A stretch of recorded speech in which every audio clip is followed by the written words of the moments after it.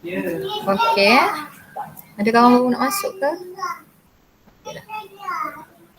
Okey, so kita pergi kepada 12.2 iaitu variasi dalam manusia. Ini sekejap je ni yang ni. Sikit je. Okey, so hubung kait jenis variasi dengan pewarisan manusia. Sebab apa ada variasi? Variasi lepas ada hubung kait antara variasi dengan pewarisan manusia. Sebab apa? Okey. Alright, trait dominant akan ditunjukkan apabila kedua-dua alel dominan berpasangan kan. Contoh macam T besar, tengah tinggi kan. Ataupun satu sel dominan berpasangan dengan satu alel dominan berpasangan dengan satu alel resesif. T besar, T kecil. Untuk ketinggian contohnya. So, dia akan trait ni akan menunjukkan kedominan. Okay. Manakala trait resesif akan dipamerkan jika pasangan alel tu dua-dua tu adalah resesif. Contoh T kecil, so orang ni rendah. So dia akan tunjukkan ciri dia bila kedua-dua alel, sepasang alel ini adalah resesif. Okey, so inilah yang menyebabkan berlakunya variasi pada manusia. Contohnya ketinggian. Okey, ketinggian dominan adalah tinggi. Okey, sama ada dia punya alel dia T besar ataupun T besar, T kecil. Okey, kalau rendah T kecil. So dua-dua alel dia adalah resesif. Okey. Alright, jenis rambut. Okey, rambut dominan adalah rambut kerinting Rambut lurus adalah resesif. So siapa rambut lurus, kebanyakan orang rambut lurus kan? Okey. So rambut lurus tu adalah resesif. Okey, kecenderungan penggunaan tangan. Okey, tidak kidal guna tangan kanan adalah dominan dan resesif adalah kidal. Okey, kehadiran lesung pipit.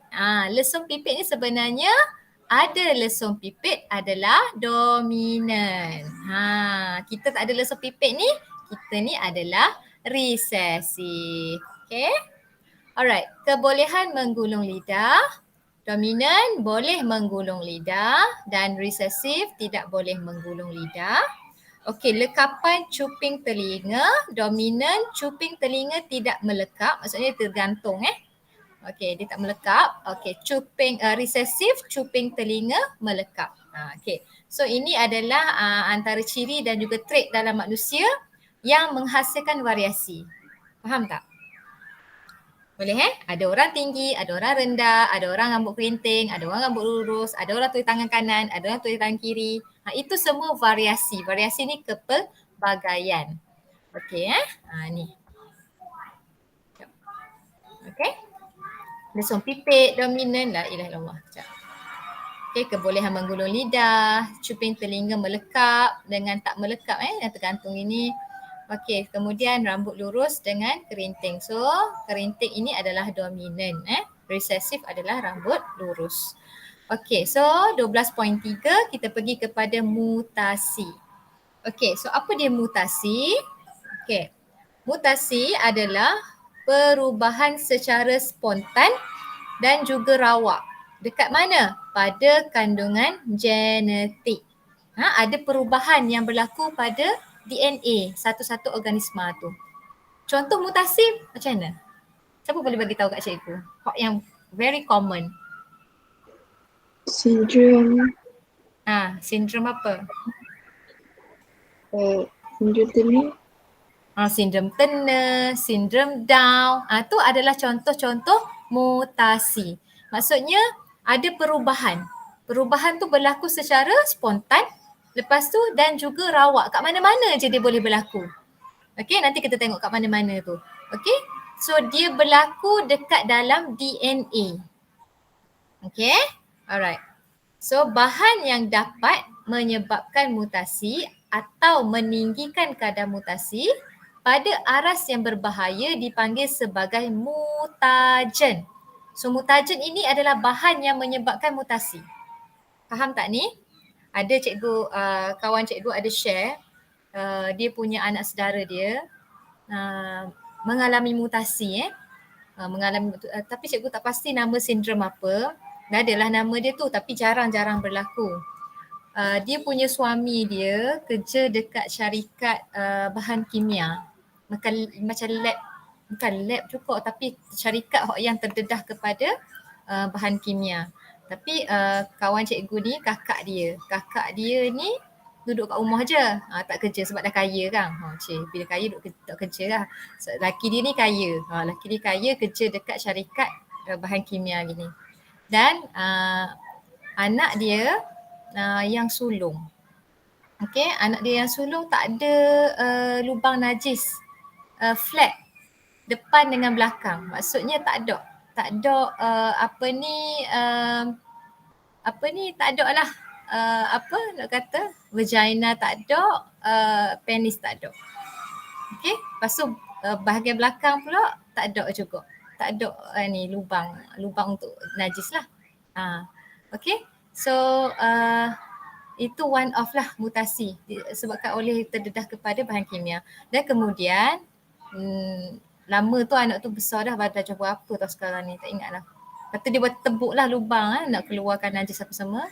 Lepas tu dia mengandung pula seorang lagi dan doktor tengok pelik, kandungan itu pelik. Macam mana dia cerita, cikgu tak ingat dah. Terpaksa digugurkan tapi doktor tak bagi ke bumi baby tu, fetus tu. Okey, tak bagi ke bumi sebab doktor nak buat kajian kenapa, bahan kimia apa yang menyebabkan anak tu jadi gitu, dan doktor nasihatkan dia supaya tidak mengandung dah. Gitu Yang tu maksudnya mutasi. Bila kita terdedah kepada apa dia ni? Mutagen. Mutagen adalah bahan yang menyebabkan mutasi. Okey? Contoh kan kalau kita pergi x-ray, adakah kita boleh x-ray badan kita tiap-tiap hari? Tak boleh. Tak boleh. Sebab apa tak boleh? Ada sinar apa? Sinar apa? Dia tulis apa? X apa? X-ray kan? So sinar dia sinar X lah. Sinar X. Ray ni sinar. X tu adalah sinar. X tu adalah sinar pula dah. Sinar X. Ray ni adalah sinar. So sinar X. Orang yang kerja dekat orang bahagian X-ray, dia tak masuk sama-sama dengan kita buat X-ray, betul tak? Dia duduk kat luar kan, dia just tekan je button X-ray tu. Sebab apa? Kalau dia terdedah terlalu banyak kepada sinar X ini, sinar X tu adalah salah satu bahan mutagen. Bahan yang boleh menyebabkan mutasi.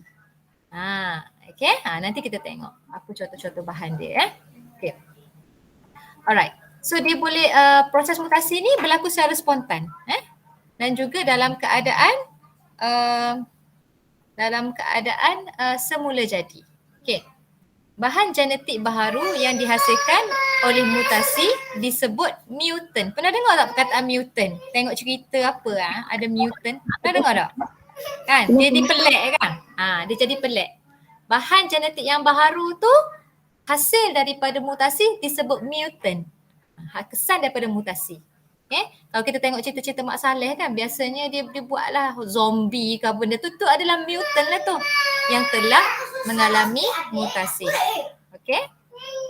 Okay, so mutant boleh wujud sebagai gen mutant, cell mutant, organelle mutant ataupun individu mutant. Okay, kejap. Afiq, adik. Ada tahu dalam ni tak lah. Okay, so mutant boleh wujud sebagai gen mutant, cell mutant, organelle mutant ataupun individu mutant.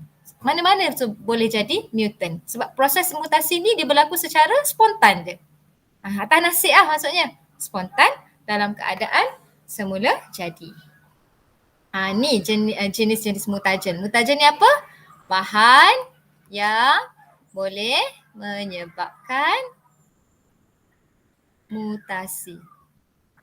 Macam COVID-19 tak? COVID-19 kan tiba-tiba ada varian baru kan? Pernah dengar kan varian baru tu? Lepas tu varian lebih ganas. Sebab apa? virus itu dia mengalami mutasi. Dia mengalami perubahan secara spontan. Sebab bila dia terdedah kepada ni, dia akan mengalami perubahan. Jadi dia akan jadi makin kuat, makin gagah. Dia akan jadi makin agresif. Okay? Alright, so kita tengok jenis mutagen. Mutagen. Afif, apa? Okay, jenis mutagen ada agen fizikal, ada agen kimia dan juga agen biologi. Okay, so agen fizikal adalah daripada sinar ultra ungu daripada matahari. Maksudnya kita ni tak boleh terdedah sangat kepada sinar ultra ungu matahari ni. So macam mana kita nak avoid kita punya kulit daripada terkena ultra ungu ni? Kita kena pakai sunblock untuk elakkan daripada terkena sinar ultra ungu. Kejap cikgu Setan nak kejap.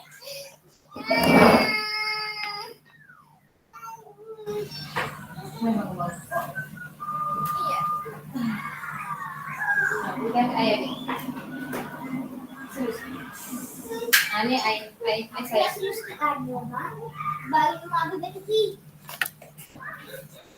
Okey. Sorry. Okey, dengar suara cikgu? Dengar tak? Okey, beres. Okey. So agen yang kedua adalah agen fizikal yang kedua adalah sinar pengayonan seperti sinar X. Yang ni lah yang X-ray tu. Sinar alpha, sinar beta. Yang ni biasanya dia bahan-bahan kimia yang ada yang membebaskan sinar alpha dengan sinar beta. Okey? So ini adalah agen-agen fizikal. Kemudian agen kimia, karsinogen. Karsinogen ni adalah bahan yang beracun. Bahan yang beracun. So bahan beracun contohnya seperti apa? Asap rokok. Ni boleh menyebabkan mutasi ingat Yang ni boleh menyebabkan mutasi. That's why bahaya kalau kita terdedah kepada asap rokok. Okay, kemudian bahan pengawet dalam makanan. Kita tak tahu makanan yang kita makan tu ada bahan pengawet. Kadang-kadang tulis pengawet yang dibenarkan. Contoh macam makanan-makanan dalam tin tu tak bagus sardin tu boleh nak makan tapi jangan makan terlalu kerap. Okay. So yang sebab apa? Sebab dia boleh menyebabkan mutasi. Formaldehyde. Formaldehyde ni apa? Tahu tak formaldehyde? Bahan untuk mengawet formaldehyde. Kan kalau kita nak buat eksperimen bedah katak tu kita letak formaldehyde. Okay. Kemudian benzena. Benzena adalah pelarut. Okay. So ini adalah kalau kita terdedah kepada bahan-bahan ini boleh menyebabkan mutasi. Okay, so ini adalah agen biologi. Macam cikgu kata tadilah, virus, bakteria, yang ni semua boleh menyebabkan mutasi. Okay, faham tak ni? So, bila menyebabkan mutasi, dia akan memberi kesanlah kepada tadi itulah sama ada orang tu dia akan jadi gen tu dia akan jadi mutant, sel tu dia akan jadi mutant. Okay. So kita tengok mutasi gen dan juga mutasi, ada dua jenis mutasi mutasi gen dan juga mutasi kromosom. Okay. Alright, so mutasi gen ni apa? Mutasi dia berlaku pada gen jin. Mutasi jin berlaku apabila terdapat perubahan dalam urutan base nukleotida dalam sesuatu jin. Ingat tak base nukleotida? Nukleotida dia punya ini struktur asas nukleotida. Apa dia ni? Apa ni?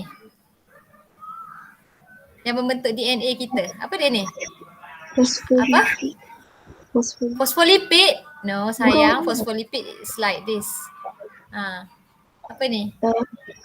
Kumpulan, tak ingat belaka dah. Kumpulan fosfat. Kumpulan fosfat yang ni gula apa? Yeah, pentosa. Yang ni? Base bernitrogen. Yes, very good. Base nitrogen. Okay, yang ni kan yang membentuk kita punya DNA kita kan. So ni adalah tulang belakang DNA kita, kumpulan fosfat dengan gula pentosa. Base bernitrogen ni kan dia akan pairing kan dengan base bernitrogen yang satu lagi yang sebelah sini. That's why dia double helix. Okay, dia double helix lah. Okay, jadi mutasi ni gen ni dia berlaku perubahan pada urutan base nukleotida ni base ni dia berlaku perubahan kat sini. Jadi protein yang akan terhasil tu protein yang lain lah daripada asal. Okay, kita tengok. Okay, mutasi gen juga dikenali sebagai mutasi titik. Mutasi titik. Perubahan ini akan mengubah kod genetik yang digunakan bagi sintesis asid amino. Asid amino dia akan jadi apa? Dia akan jadi protein. So dia akan kacau lah nanti bila ada mutasi ni. Okay.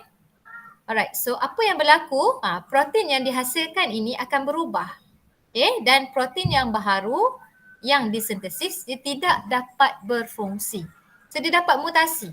Dia mengalami mutasi. Mutasi gen itu perubahan pada struktur nukleotida tu. Jadi bila berlaku perubahan struktur nukleotida, protein yang baru yang dihasilkan itu tidak akan berfungsi. Dia menyebabkan mutasi pula. Okay, kita tengok nanti kejap lagi. So mutasi gen ni dia boleh berlaku melalui apa? Penggantian base, pelenyapan base dan juga sisipan base. Base bernitrogen tadi tu. Okay, sama ada dia boleh diganti dengan benda lain ataupun dia lenyapkan ataupun disisip. Okay, kita tengok satu-satu. Okay, so tengok perubahan nukleotida dalam gen. Okay, yang ni urutan nukleotida asal. Tengok. Okay, urutan nukleotida asal C dengan G, T dengan A dengan T. Tiba-tiba ada mutasi. Mutasi titik berlaku. Tiba-tiba dia berubah. Dia jadi T dengan A kat sini. So bila T dengan A kat sini akan hasilkan protein yang berbeza dengan urutan asal ni. Faham tak? Siapa tak faham? Yang guanina tu cikgu. Kadang-kadang guanina, sitosina sepatutnya dia pairing dengan guanina kan. Sepatutnya sitosina, guanina, timina, amina, timina. Yang ni sepatutnya susunan dia gini. Okey, bila dia sebenarnya panggil codon. Okey, dia ada 3 gini ni dia akan hasilkan protein lah. Okey, dia akan protein-protein yang tertentu lah yang berfungsi sebab yang ni adalah yang asal. Okey, tapi bila dia mengalami mutasi, okey, tiba-tiba je dia tukar jadi ni. TA, timina amina, amina timina. So bila dah lari berbeza dengan yang atas, so dia akan hasilkan protein yang lain. So bila dia hasilkan protein yang lain, so dia mengalami mutasi lah ni. Protein yang lain ni dia tak berfungsi. Okey, faham tak? Sebab hak asal dia lain. Hak asal dia sepatutnya protein lain yang dihasilkan. Tapi bila mengalami mutasi, okey, dihasilkan protein yang lain daripada yang asal tu dan protein yang lain ini dia jadi tidak berfungsi selepas mutasi berlaku. Contoh macam orang albino Albino dia mana albino? Albinisme. Macam mana orang rupa albino? Putih. Putih selepuk. Rambut dia macam mana? Putih. Rambut dia putih. Warna pupil dia warna apa? Kelabu? Betul. Ngaruk. Pupil dia warna merah. Pupil dia warna merah. Rambut dia warna putih. Dia sangat putih pelik kan? Lepas tu mata dia, pupil mata ni warna merah. Sebab apa tu? Sebab ni lah berlaku mutasi. Kejap lagi kita tengok. That's why cikgu share dekat kamu semalam. Yang tu lah nama sindrom-sindrom yang kita jarang dengar.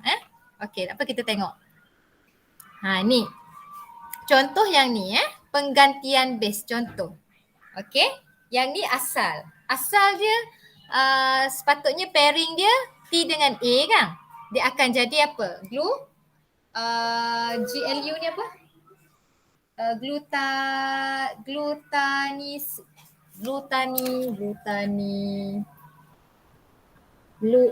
Glutamisa. Alamak, cikgu pergi apa ni? Glue ni nama protein dia adalah glutamic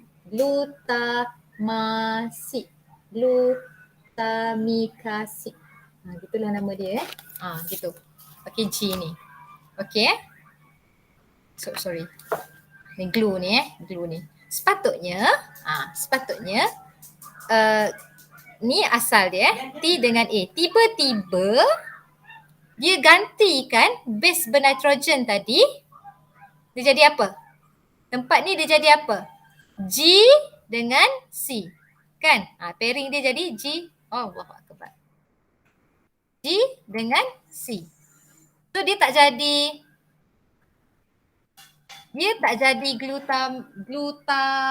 glue ni lah. Dia tak jadi glue ni. Ni nama singkatan dia. Tak apalah apa-apa je lah. Tapi dia glue lah ni. Dia tak jadi glue. Dia jadi aspartic acid. Dia akan hasilkan asid amino yang berlainan. Nampak tak? Sepatutnya hasilkan glue ni. Glutamic acid.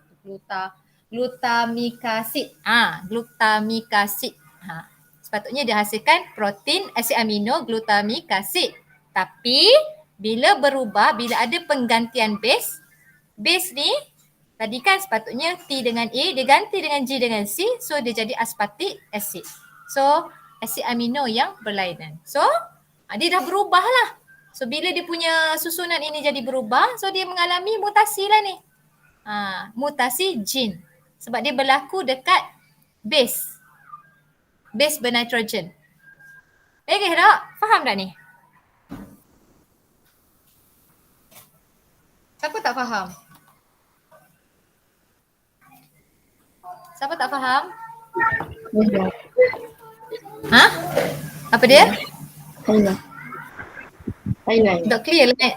Aina tak faham. Okay, dia gini kita kona balik. Okay, mutasi ni dia boleh ada sama ada. Okay. Sorry, kejap. Mutasi ni dia boleh jadi kepada apa? Dia boleh berlaku kepada gene. Okay. Gene maksudnya dia boleh berlaku kepada base bernitrogen. Okay, boleh kat sini. Base bernitrogen ni dekat mana? Kan dekat kita nukleotida yang macam cikgu lukis tadi tu. Okay, ni kumpulan fosfat, gula pentosa, base bernitrogen. Okay, lepas tu ada lagi kan? Base bernitrogen, jumpa lagi kumpulan gula pentosa, lepas tu kumpulan fosfat, lepas tu sambung lagi. Okay, sambung lagi. Ni kita punya DNA kita ni. Sayang. Okay? Boleh? Boleh tak anak anda? Boleh. Okay. So ini adalah kita punya DNA ni. Nampak ni? Ni kat sini ni. Allah, kejap. Ni kat tengah-tengah ni antara ni sini adalah base bernitrogen ni. Sini ni yang membentuk tulang belakang DNA adalah kumpulan fosfat dan juga gula pentosa. Okey? So sambung kepada base bernitrogen sini. Jadi dekat sinilah yang berlaku mutasi. Okey, faham tak? Faham kat base bernitrogen ni lah. Base bernitrogen. Sepatutnya contohnya urutan dia sepatutnya urutan dia sepatutnya AT UG ya. Okey, UG sepatutnya gitu. Tiba-tiba je dia tukar jadi kat sini AT juga. Jadi bila dia kacau, so asid amino yang berlainan lah yang akan terhasil. So bila asid amino yang berlainan yang terhasil, asid amino itu dia jadi tidak berfungsi. Sepatutnya dia dah lain daripada yang asal dia. Okey, faham tak? Boleh tak? Kan? Cara mutasi pada base bernitrogen ni, yang pertama adalah penggantian, yang kedua adalah sisipan dan juga yang ketiga adalah pelenyapan. Dia boleh jadi sama ada diganti. Dia mutasi dengan cara apa? Dia gantikan base ni. Tadi sepatutnya yang asal T dengan A. Sepatutnya dia hasilkan asid amino glue. Tiba-tiba ada mutasi, dia gantikan T dengan A tu dengan G dengan C. So dihasilkan asid amino yang lain, ASP, aspartic acid. Faham tak ni? So menyebabkan mutasi. So aspartic acid ni, ASP ni, dia tidak dapat berfungsi dalam keadaan ini. So dia jadi mutasi lah. Okay. Alright, yang kedua adalah sisipan base. Dia sisip masuk. A ni tiba-tiba dia sisip masuk. So nampak dia masuk kat sini. Base yang tersisip. So bila macam ni, base ni dia akan jadi berubah. Sepatutnya pro dengan glue. Okay, sepatutnya pro dengan glue. Dia punya asid amino dia. Tiba-tiba dapat apa? Dapat jadi leucine dengan glutamic acid ni. Leu dengan glutamic acid. Okay. Dia jadi lain. Asid amino baru yang disintesiskan. Maksudnya dia mengalami mutasi. Dan yang ketiga, dia boleh jadi pelenyapan base. Lenyap. Lenyap Okay, asal-asal sini G kan? G dengan C pairing dia. Okay, tiba-tiba base ni lenyap. Hilang. Okay, hilang. Okay, jadi dia tinggal G, hilang kan kat sini. Tinggal C, yang ni, hilang kat sini, yang ni. Jadi dia akan, bila dia lari, so bila nak membentuk protein, susunan dia dah jadi lari. So tinggallah protein yang baru, asid amino yang baru disintesiskan. Sepatutnya pro dengan glue, tiba-tiba dia jadi ARG ni, apa benda tak ingat dah. ARG dengan L-lysine ni leucine.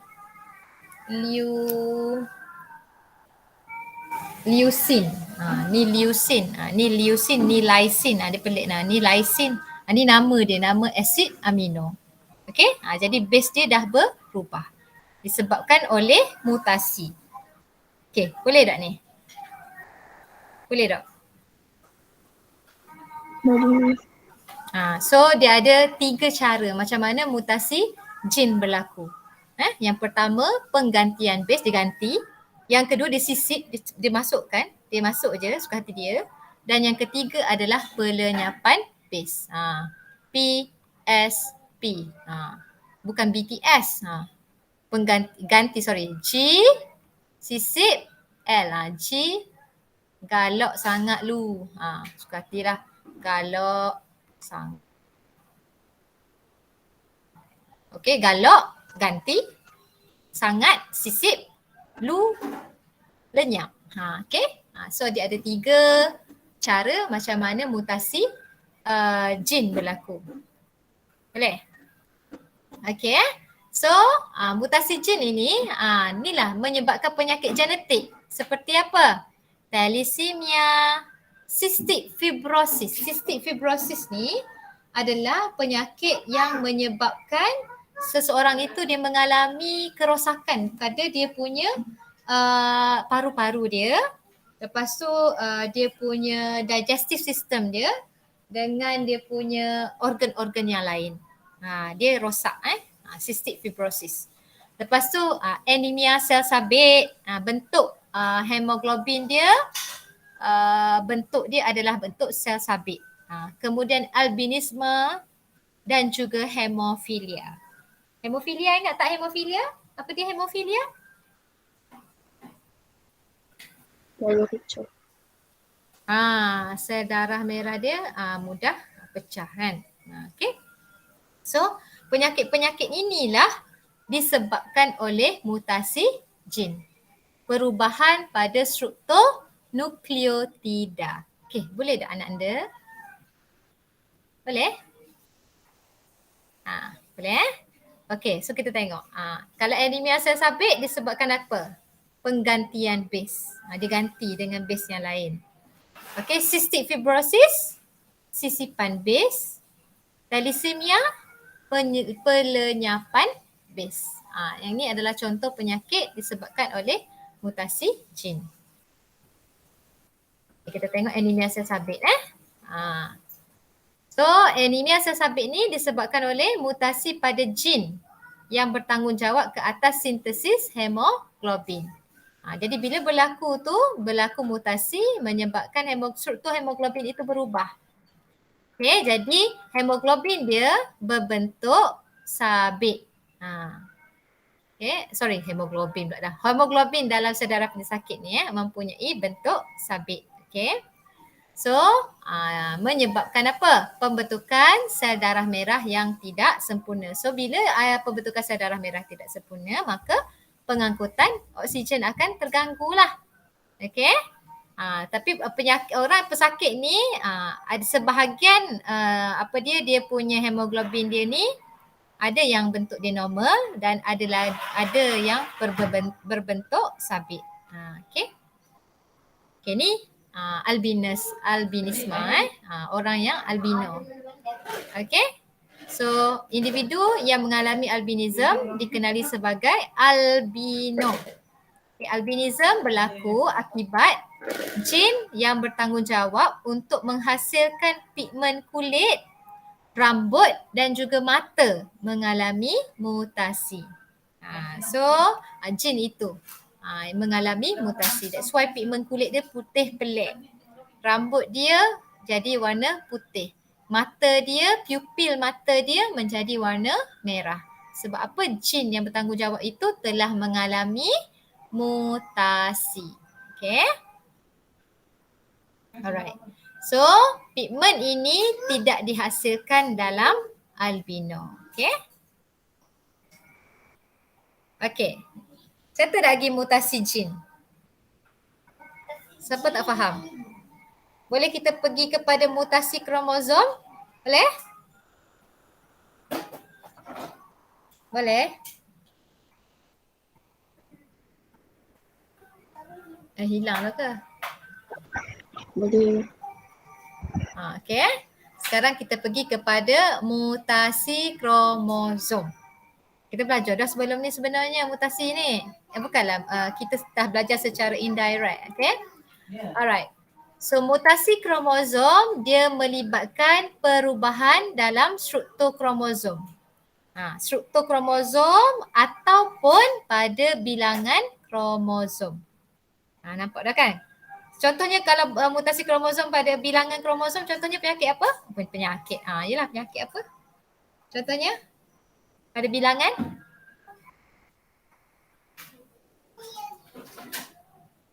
Cepatlah. Sindrom Down. Dok clear lah Min. Dapat Min? Syndrome Down. Yes. Okay. Yes. So sepatutnya manusia nombor 46 dia jadi apa? Dia mengalami mitosis pula dah. Mutasi kromosom. Dia punya perubahan dalam bilangan kromosom dia jadi 47. Pandai, bagus. So, maksudnya mutasi Down syndrome ni adalah one of the example of mutasi yang mengalami mutasi kromosom. Sama ada dia mutasi kromosom ni sama ada dia berubah dari segi struktur kromosom tu ataupun bilangan kromosom. Okay. Alright. So, jadi mutasi kromosom ni dia menyebabkan perubahan ciri pada organisma. So, kita nampak pelik kan? Down syndrome kita nampak pelik. Sindrom Turner kita nampak pelik. Macam kawan cikgu kata tadi tu lah, mungkin dia berlaku mutasi kromosom. Tak tahulah dia penyakit apa, sebabnya doktor masih lagi sedang investigate. Okay. Alright. Okay, perubahan dalam struktur kromosom melibatkan perubahan dalam susunan jin pada kromosom. Okay.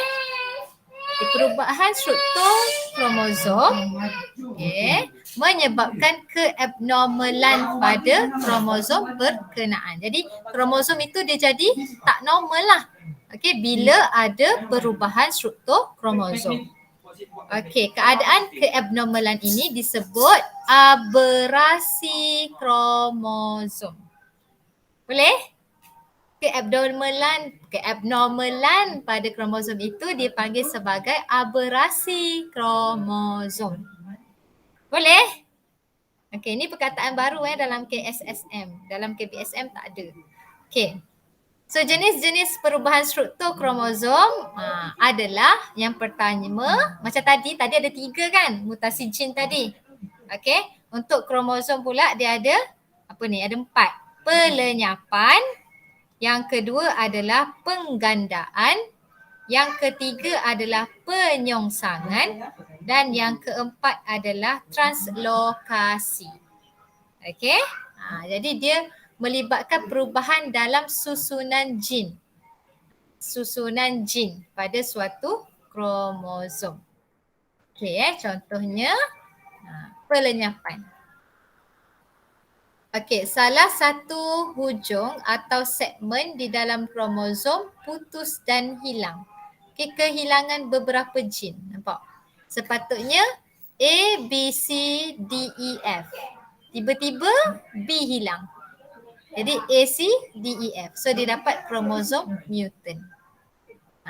Okey, salah satu hujung ataupun segmen.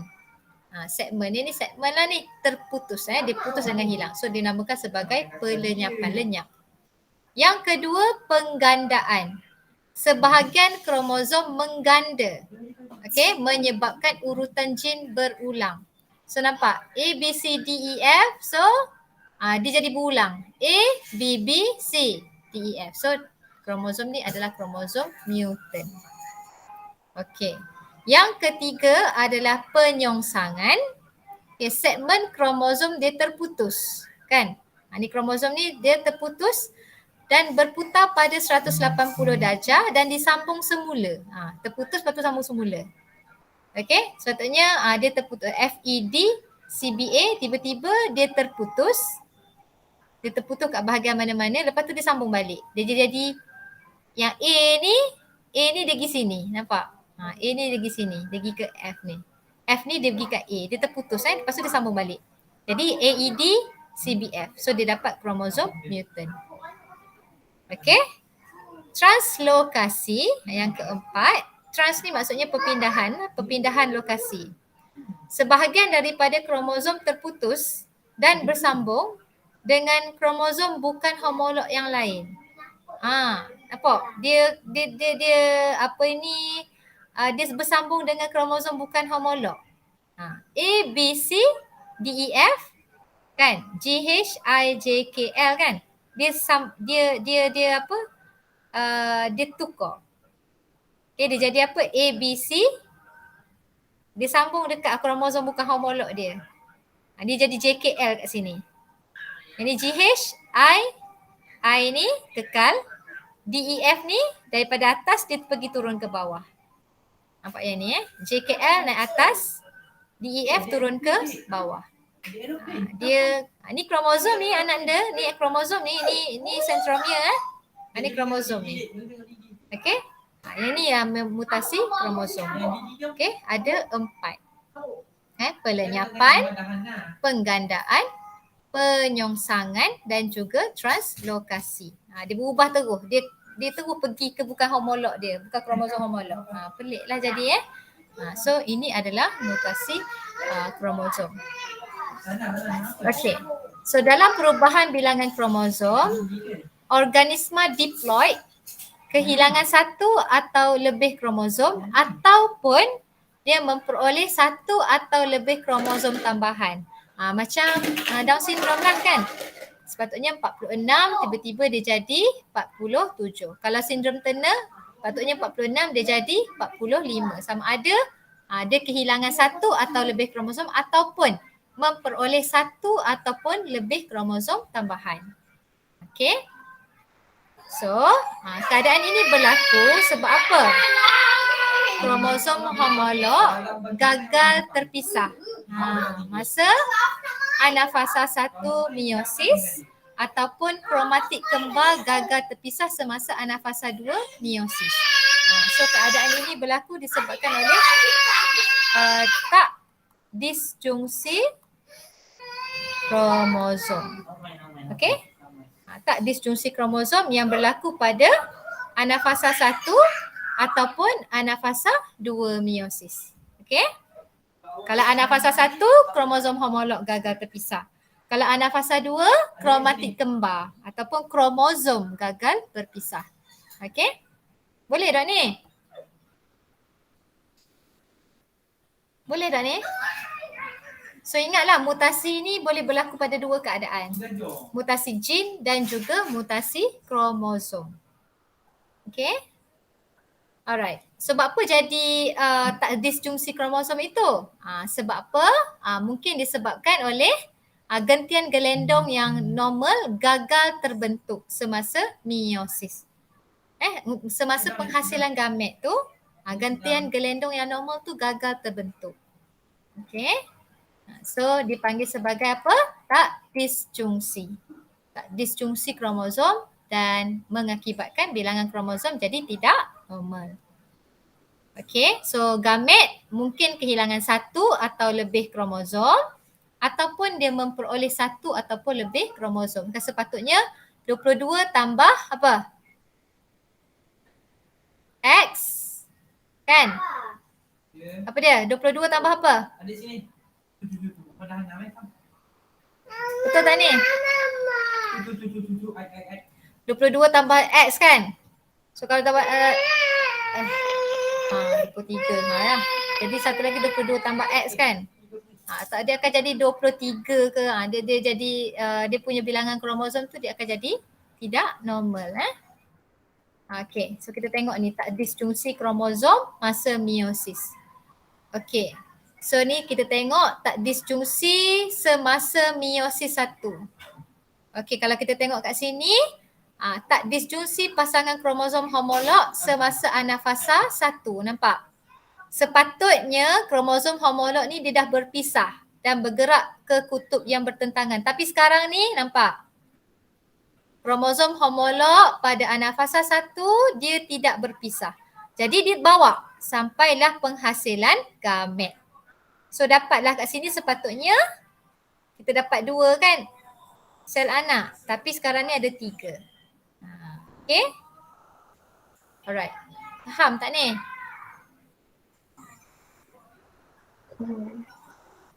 Okay. Faham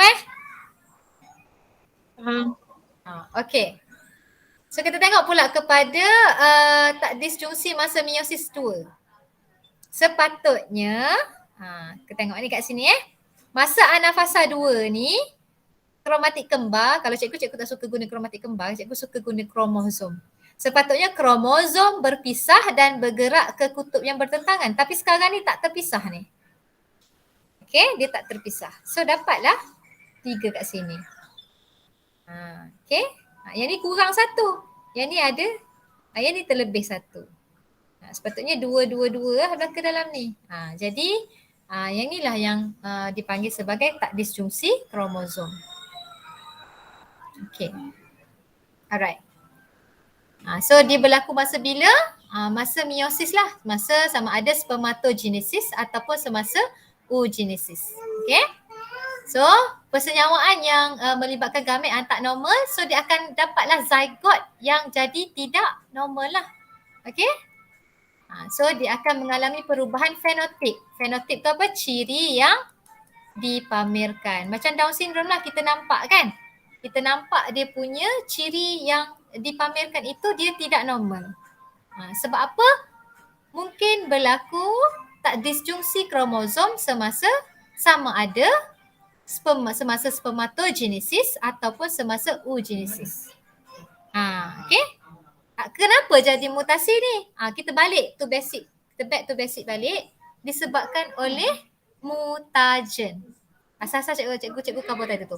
Mutagen adalah bahan yang menyebabkan mutasi.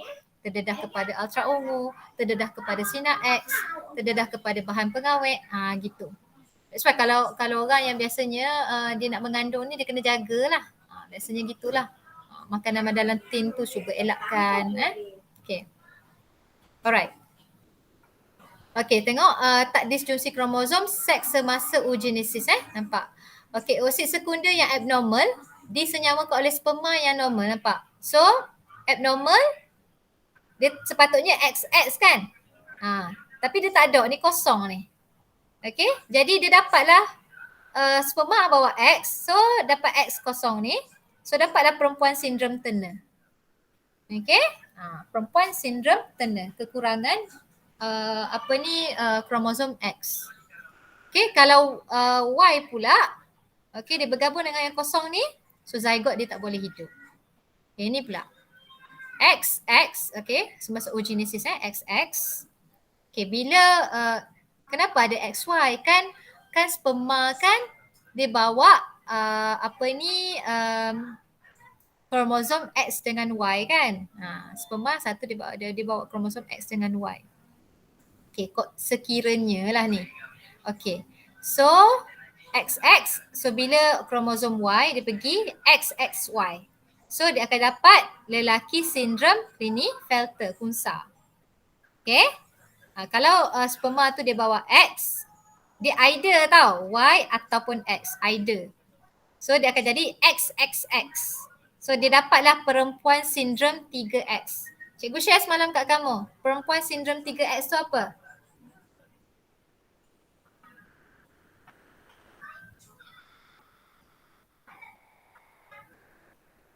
Macam mana? Apa ciri-ciri dia? Perempuan sindrom 3X. Dia kadang-kadang perempuan ni nampak dia punya secara fizikal, ada yang tidak nampak. Apa tanda-tanda dia, gejala dia? Cikgu share semalam, tengok tak?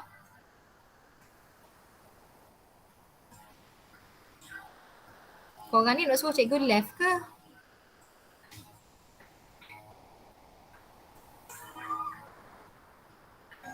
Hello? Ada. Ada. Ya. Apa dia ciri-ciri perempuan sindrom X ni? 3X. Ciri tinggi yang lebih sedikit. Okey, boleh tengok dekat dalam handset awak tu cikgu hantar semalam. Okey? Ketinggian dia lebih sikit, saiz kepala dia kecil sikit. Lepas tu dia ada satu lipatan kulit menegak yang turun ke sudut dalaman mata. Jari dia berwarna merah jambu yang melengkung. Nampak pelik lah juga secara fizikal dia. Perkembangan bahasa, perkemahiran motor dia lambat. Okay. Lepas tu dia ada simptom yang jarang berlaku. Dia ada masalah buah pinggang. Dia ada kekejangan. Itu perempuan sindrom 3X. Okay. Okay. Kalau tak disjungsi kromosom seks semasa spermatogenesis Okay, sekarang ni XY kan? Kromosom siapa namanya ni? Sperma ni dia bawa kenapa oksid sekunder? Ya betul lah. Oksid sekunder yang normal, okay, disenyawakan oleh sperma yang abnormal. Okay, XY, so disenyawakan bersenyawa dengan oksid sekunder yang normal. So dapatlah XXY. So dapat lelaki sindrom Klinefelter. Okay. Yang ni pula kepala dia tak ada bawa apa-apa. Sepatutnya either X dengan Y kan. Okay. Jadi X dengan kosong. So dapatlah perempuan sindrom Turner. Okay. Beres So yang ni tak disjungsi kromosom semasa oogenesis dan juga spermatogenesis. Okay, ni penyakit-penyakit akibat mutasi kromosom. Okay, Down syndrome yang pertama. Okay, so 2N plus 1. So dia punya bilangan kromosom dia adalah 47. Dia keabnormalan pada autosom. Okay. So dia mempunyai 3 kromosom pada kromosom yang ke-21. Alright. So apa ciri-ciri dia? So individu lelaki ataupun perempuan dia mempunyai mata sepet, hidung penyek, lidah terjelir, dahi yang lebar dan juga kebiasaannya terencat akal. Cikgu ada seorang kawan yang ada anak Down syndrome, umur sekarang 10 tahun. Rasa 10 tahun ke 9 tahun gitulah lebih kurang still sekarang tak boleh bercakap lah. Dia menjerit-jerit gitu je. Ada yang boleh bercakap, bergantung lah. Ada yang boleh menulis, dia bergantung kepada individu-individu tu. Tapi kebiasaannya dia terencat akal. Okay? Dia tak boleh nak uruskan diri dia. Okay. Yang ni yang cikgu share juga dalam WhatsApp awak sindrom Cri-du-Chat. Okay. So sindrom ni dia berlaku perubahan dalam struktur kromosom sebabkan pelenyapan hampir keseluruhan kromosom nombor 5. Hampir keseluruhan kromosom tu nombor 5 tu dia lenyap. Okey, nombor 5 pada lengan pendek kromosom berkenaan. Okey, hampir lenyap. Jadi pesakit dia akan menangis seperti kucing mengiau semasa bayi. Okay, kemudian pesakit menunjukkan pertumbuhan yang lambat serta mengalami kecacatan mental dan juga fizikal. Kebanyakan pesakit mati semasa kanak-kanak. Okey, awak tengok balik dekat cikgu bagi semalam tu. Kridu chat tu awak boleh tengok balik macam mana dia punya simptom-simptom dia. Okey, boleh baca nanti. Okey, next adalah keabnormalan dalam kromosom seks. Tadi autosom, yang ni pada kromosom seks. Okey, sindrom Klinefelter. Sindrom Klinefelter 44 tambah dengan XXY. So dia abnormal pada kromosom seks. Okey, so lelaki ni lelaki yang mandul, okey, testis dia kecil, okey, gagal menghasilkan sperma. Okey, dia ada suara dan juga buah dada seperti wanita. Okey, mempunyai kaki dan juga tangan yang panjang. Ni kunsa kan. Okey. Nak kata lelaki, tapi dia jantina dia adalah lelaki lah. Tapi dia adalah lelaki yang mandul. Okey. Kemudian sindrom Jacob. Okey, pada kromosom seks 44 tambah XYY. Okey, tadi XXY, sekarang XYY. Ada 2 lah sperma yang bawa Y tu. Okey. So, dia 47 juga. Dia lelaki mempunyai ketinggian yang lebih daripada lelaki normal. Dia ada masalah jerawat teruk di muka. Janganlah bila tengok orang lelaki ada jerawat teruk muka tu kita kata sindrom Jacob. Baik gitu. Tengok dulu keadaan dia tu Buana. Kalau kawan kita jerawat teruk, sindrom Jacob tak cik. Kita tengok dulu dia boleh bertutur ke tak. Dia ada masalah pembelajaran ke tak. Kalau dia duduk kelas sains tu maksudnya dia bukan sindrom Jacob lah. Okay. So dia ada jerawat teruk kat muka. Dia lambat bertutur. Kemudian dia ada masalah pembelajaran dan juga dia ada masalah otot yang lemah, hypotonia. Okay. So otot yang lemah. Next adalah sindrom Turner. 44 tambah X kosong. Dia kekurangan satu kromosom, 46 sahaja, 45 sahaja. Okey, so dia adalah perempuan. Tapi perempuan yang mandul dan juga kekurangan ciri seks sekunder perempuan. Okey, buah dada dan juga ovari dia tidak berkembang. Okey, dia mempunyai kulit berlipat pada kawasan leher. Lehernya bertaut, nampak? Leher dia bertaut. Ataupun dia mempunyai IQ yang rendah. So kalau kita tengok secara fizikal pun kita nampak dia pelik lah. Okay. So ini keabnormalan pada kromosom seks. Okay. Okay, last dah ni. Mutasi sel soma dan juga sel gamet. Okay. So mutasi dia boleh berlaku kepada sel soma ataupun sel gamet. Jadi dia akan hasilkan variasi. Okay, jadi ini adalah perbezaan antara mutasi sel soma. Sel soma adalah semua sel kecuali sel pembiakan ataupun sel gamet. Ataupun sel gamet. Okey, so kalau berlaku mutasi sel soma, so dia melibatkan apa? Okey, melibatkan sel-sel badan seperti sel kulit dan juga sel mata.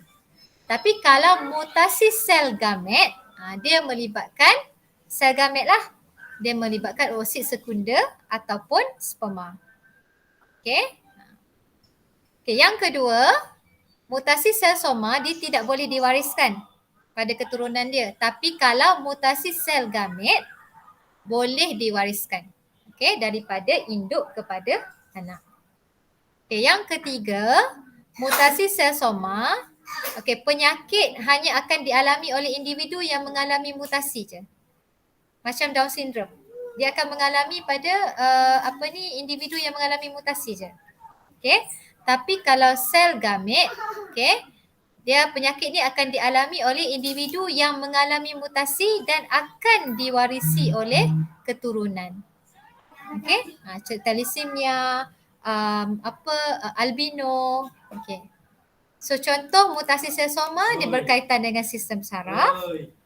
Contoh mutasi sel gamet, contohnya yang boleh diwarisi seperti thalassemia, albino, anemia sel sabit. So dia boleh diwarisi. Okey, habis.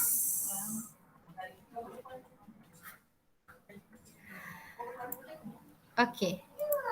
Beres. Ada soalan? Ada soalan tak? Sikitnya orang masuk kelas cikgu hari ni. 12 orang je. Siang. Berat Nanang. Kejap keluar, kejap masuk line Okay. Alright. Ada soalan tak?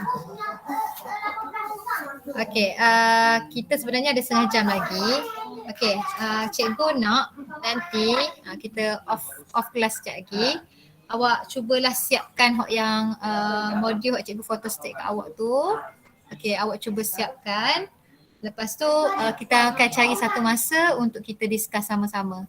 Dan cikgu untuk praktis somatif 12 tu kita bincang sekaligus.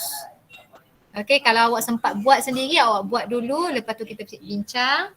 Tapi cikgu tahu dah awak ni kalau cikgu tak duduk tepi payah sikit nak buat.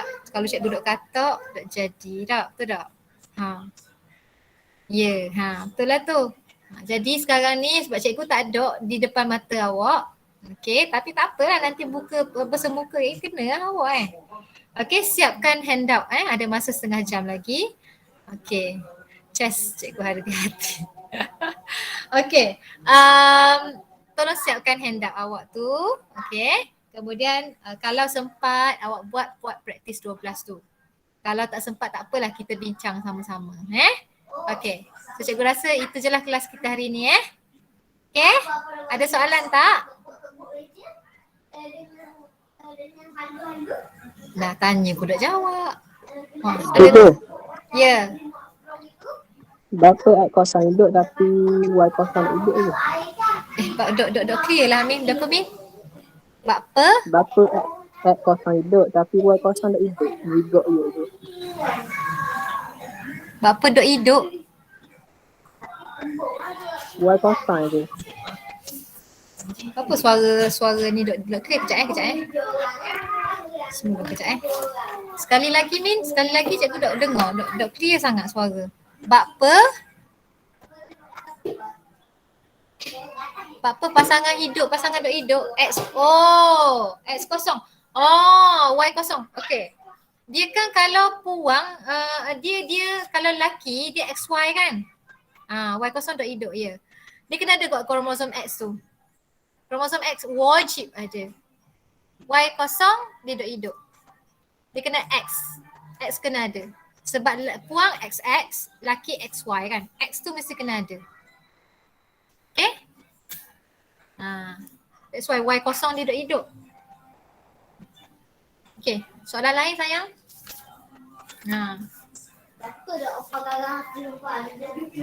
Sebab kromosom X ni macam mana? Dia lagi besar kan? Dia lagi panjang kan daripada kromosom Y. Jadi dia punya maklumat-maklumat genetik base apa namanya ni? Apa namanya perkataan dia? Dia boleh slot in kan, dia kan X tu lagi panjang kan daripada Y. Y tu pendek je, jadi dia tak boleh nak survive lah. Kromosom X lagi panjang kan daripada Y. Ingat tak? Okay. Jadi Y, kalau Y saja dia tak boleh hidup, dia pendek je, dia tak boleh nak bawa, dia dah carry sangat maklumat genetik. Okay. Ada lagi tak soalan? Tak ada dah Okay, boleh kita stop sekarang? Okay, ada masa sikit lagi awak buat handout Okay, so tu je lah kelas kita hari ni. Cikgu kalau